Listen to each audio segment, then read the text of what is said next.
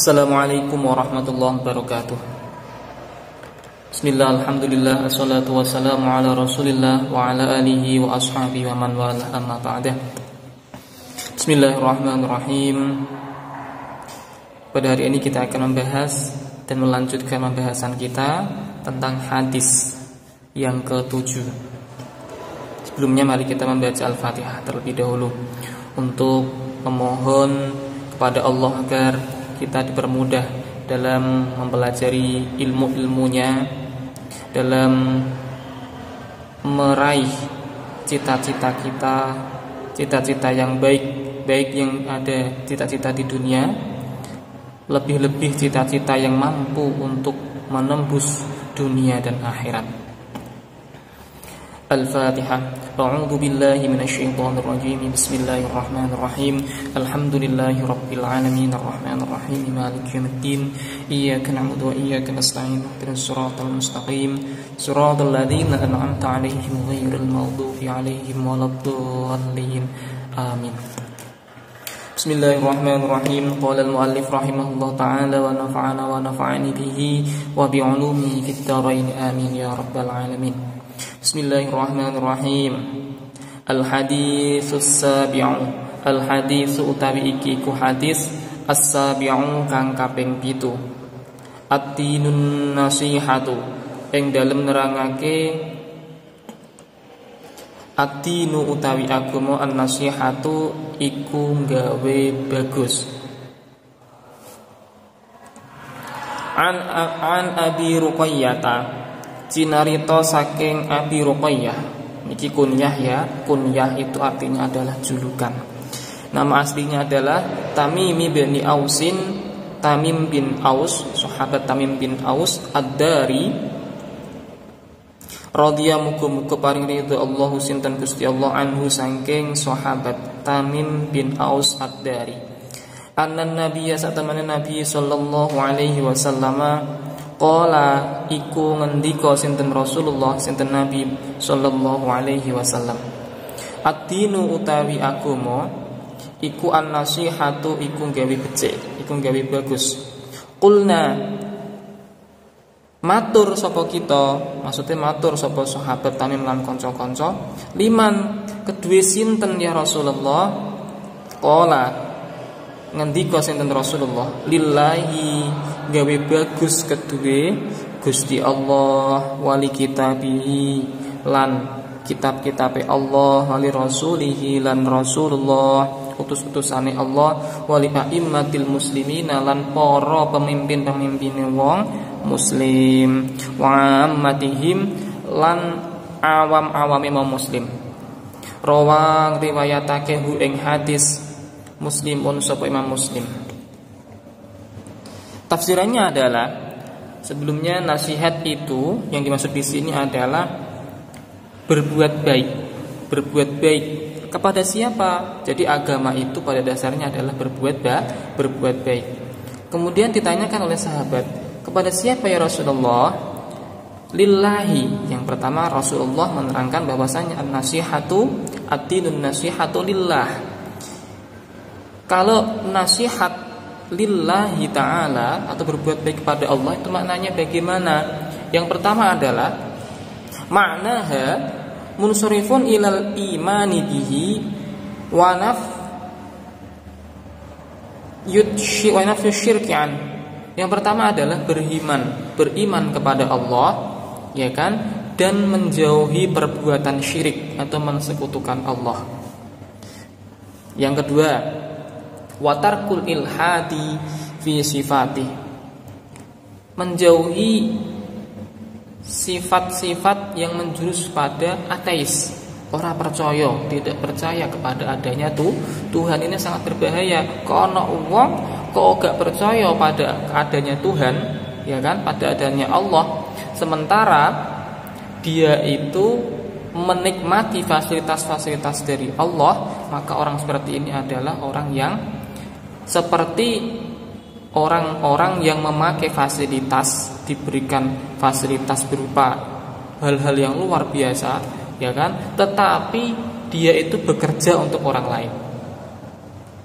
Kan sakit. Seperti itu. Wa wasafahu bi sifatil kamali wal jalali kulliha. Yang pertama tadi beriman kepada Allah dan menjauhi sifat syirik. Yang kedua adalah menjauhi ateis. Jangan sampai kita itu memiliki rasa atau anti tentang adanya Allah. Yang ketiga adalah mensifati Allah dengan sifat-sifat yang sempurna dan agung. Jadi mensifati Gusti Allah itu dengan sifat-sifat yang baik. Wa tanzihihi an jami'in naqaisi, dan membebaskan Allah, membebaskan Allah dari segala kekurangan. Gusti Allah itu dengan kemahakuasaannya, Gusti Allah itu tidak ada yang menandingi. Kalau ada orang yang kuat, pasti ada yang lebih kuat, yaitu Gusti Allah. Kalau ada orang yang cerdas, pasti ada yang lebih cerdas lagi, yaitu Gusti Allah. Kalau ada orang yang kaya, pasti ada yang memberikan kekayaan. Tentu yang memberikan kekayaan ini adalah zat yang lebih kaya daripada orang yang kaya tadi. Seperti itu. Kalau ada orang yang berkuasa, mampu mengendalikan pemerintahan, itu ada zat yang lebih berkuasa lagi, yaitu Gusti Allah, dan tidak mungkin Gusti Allah itu memiliki sifat kekurangan. Karena apa? Contoh ini, Gusti Allah, Gusti Allah itu mampu menciptakan bumi beserta isinya. Maka Gusti Allah itu tidak mungkin akan meninggal. Karena apa? Gusti Allah nek meninggal terus ngatur dunia sak isine iki sapa? Kemudian wal qiyami bi taatihi wa jtinabi ma'siyati. Yang selanjutnya cara kita berbuat baik, berbuat baik kepada Allah. Yang ketiga adalah, yang selanjutnya adalah taat kepada Allah dan menjauhi maksiat kepada Allah. Kemudian wajihadu man kafarobi, dan berjihad. Kita itu berjihad. Jihadnya bagaimana? Tergantung konteksnya. Kalau jihadnya itu kepada orang-orang yang memang memerangi, memang memerangi berarti kafirnya adalah kafir harbi, maka kita itu wani perang. Tapi kalau dia itu bukan orang yang memang benar kafir, tapi dia mau berdampingan dengan orang Islam, istilahnya adalah dia itu mau bekerja sama, bekerja sama, mau berdamai dengan orang Islam, maka kita sebagai orang Islam juga boleh memusuhi. Maksudnya seperti itu. Jadi berjihad kepada orang-orang yang kafir kepada Allah. Ini adalah cara kita berbuat baik kepada Allah. Wal i'tiraf bi ni'matihi wasyukru 'alaiha. Mengakui nikmat-nikmatnya Allah. Aku dikai tangan, alhamdulillah, Maka kita itu dianjurkan oleh Gusti Allah, dianjurkan oleh Rasulullah, lihatlah ke bawah terhadap sesuatu yang kita tidak memiliki. Biar kita itu bersyukur. Ono wong kita memiliki teman, lulus kuliah, kita memiliki 2 orang teman. Maksudnya 3 berarti kita terus 2 teman kita. Yang satu ini menjadi seorang direktur, memiliki perusahaan yang besar. Yang satu menjadi seorang pilot. Ternyata kita ditakdirna Gusti Allah jadi wong sing biasa-biasa. Maka agar kita itu bersyukur, delok nang ngisor, delok mengisor.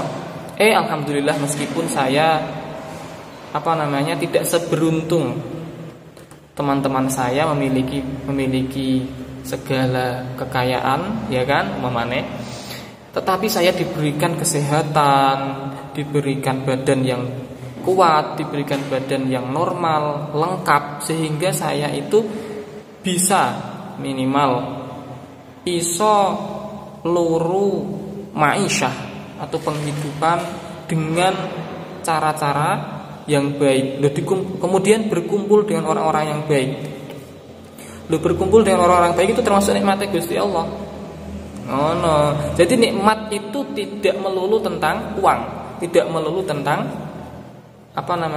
sesuatu yang bersifat mewah. Gak melulu berupa mobil, tidak melulu berupa makanan, tidak melulu berupa uang, tapi persahabatan dengan orang-orang yang soleh, memiliki guru yang senantiasa gelem ngemong.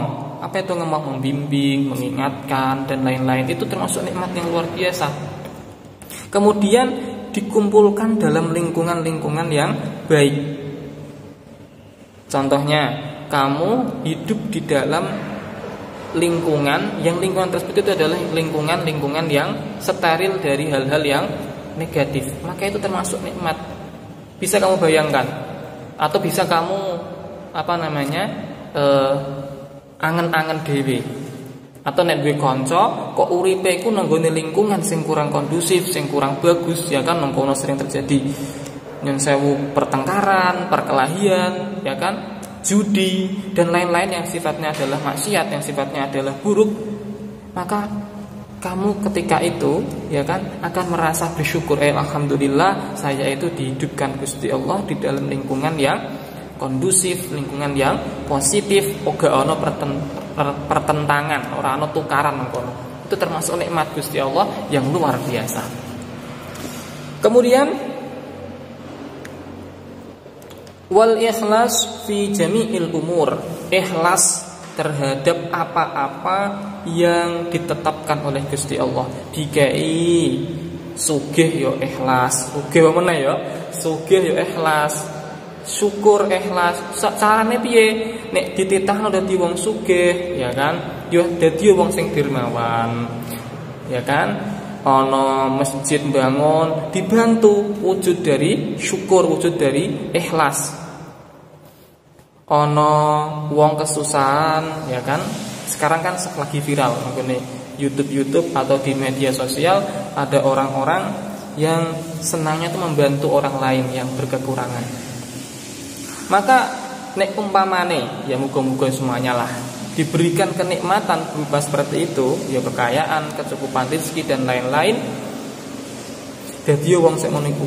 Lah, Ustaz gimana kok diperlihatkan dalam video? Apakah boleh?